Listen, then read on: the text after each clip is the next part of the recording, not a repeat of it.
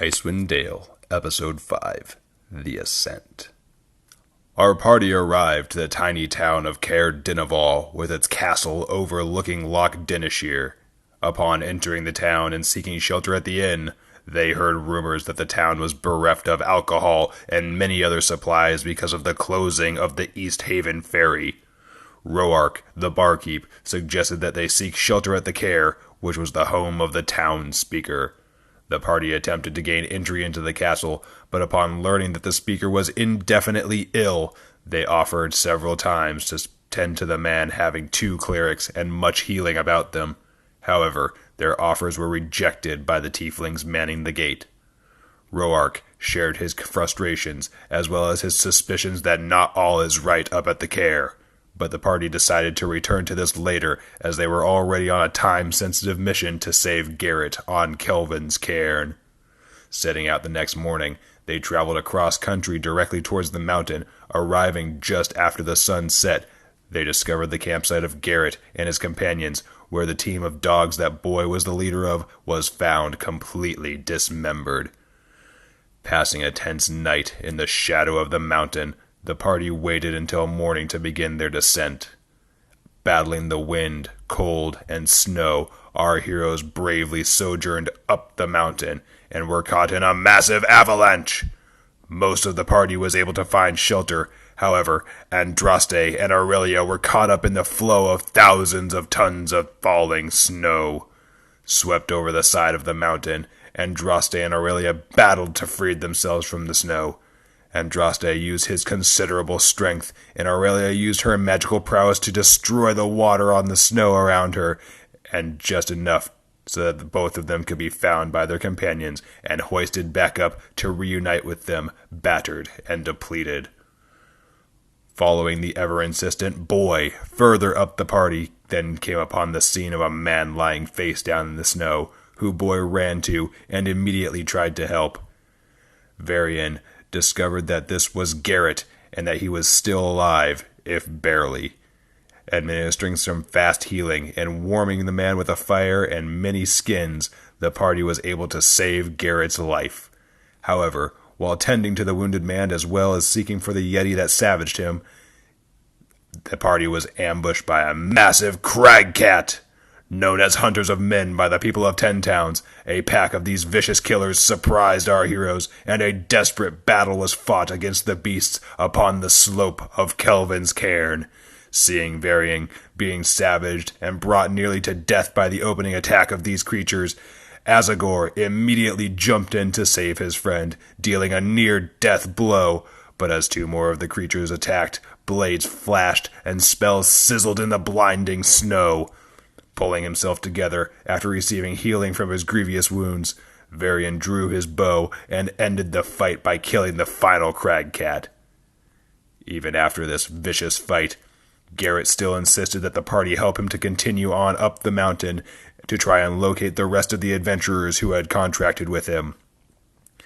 When Ja and Andraste questioned the wisdom of not leaving the mountain immediately, Garrett questioned their honor and their loyalty with his innate prejudice against orcs and those he does not understand, bringing fiery anger to the discussion.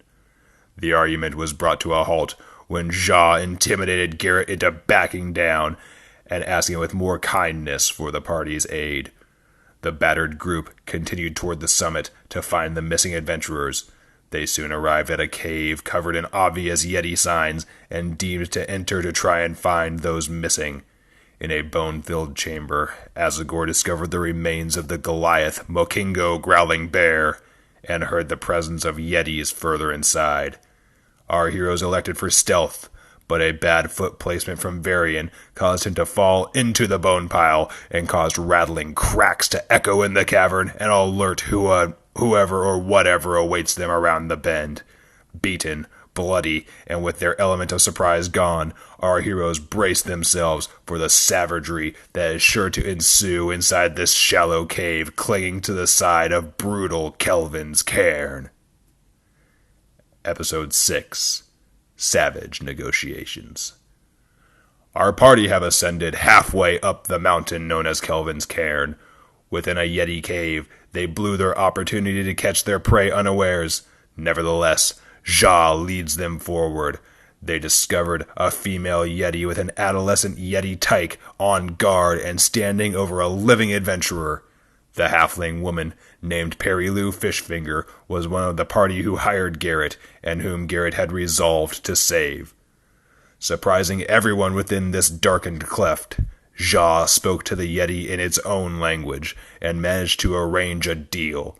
He designed and built a new and better toy for the tyke in exchange for Perilou. After the tense deal was made, the second, male yeti returned from hunting and blocked our party's escape. Andraste and Varian argued to slay the beast, but Ja once again took control of the situation and negotiated their peaceful exit. With the halfling saved, one final member of the adventuring company needed to be located. Ascending to near the very peak of the mountain, our party located the sad and hopelessly frozen body of the tiefling wizard Asterix. Reclaiming her spellbook and a potion of invisibility, the party then buried her in the snow and made camp. High atop the battered mountain, these heroes opened up a bit more to each other.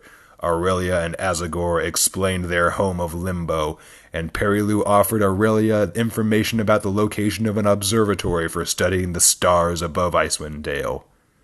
In the morning, Andraste climbed down into a mountain cleft in search of the story's treasure of the mountain. Instead, he found a strange campsite and cut himself on a poisoned dagger within a chest.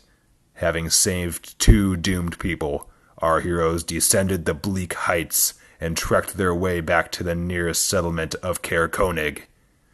Soon after entering the small terraced town, the party was confronted by a drunken dragonborn named Trovis.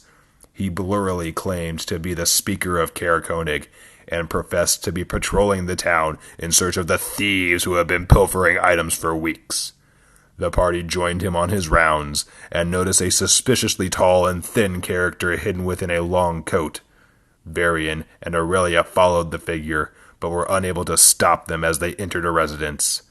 Settling into Caer for the night, Ja and Aurelia bought a sled and essentials, while the rest of the group brought Trovis to the Hook, Line, and Sinker Inn for warmth, drinks, and the swapping of tales.